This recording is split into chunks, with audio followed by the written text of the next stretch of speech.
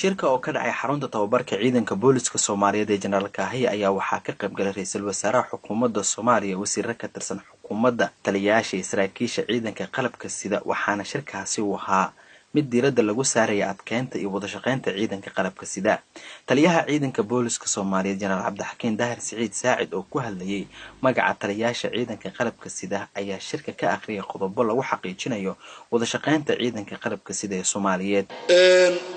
in ciidamadu ay si midaysan u wada howlgalaan inay si wadajir ugu dadaalaan howlgallada ka socda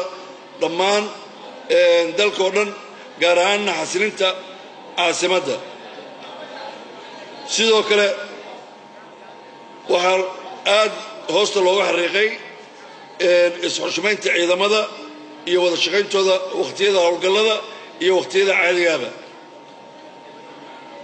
ciidamadu inay ugu adeegaan shacabkooda daacadnimo dadaal iyo howlkarnimo iyo hofnaan qodobka 7 ciidanka inuusan ku kala duwanayn nidaam iyo sharci toona ee uu yahay ciidan qura oo uliya diirkeeda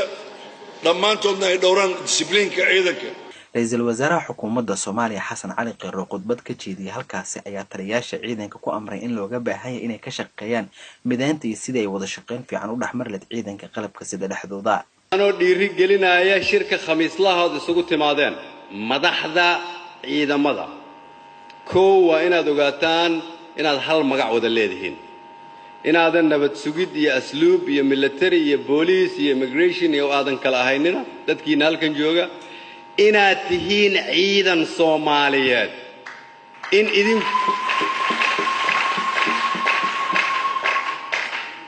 inaad ka shaqaynaysaan Soomaalinimada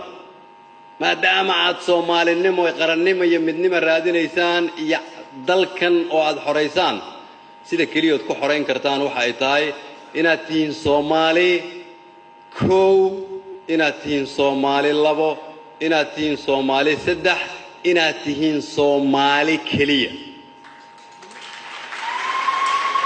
marka aad bilowdaan inaad Soomaalinimada hoos uga soo degtaan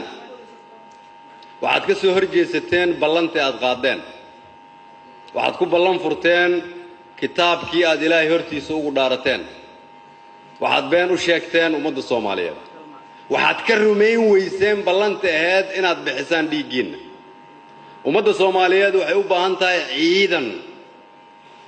garanaya sida aan sheegay macnahooda macna ka weyn waa inaad ogaataan mas'uuliyaddaas inay idin saaran tahay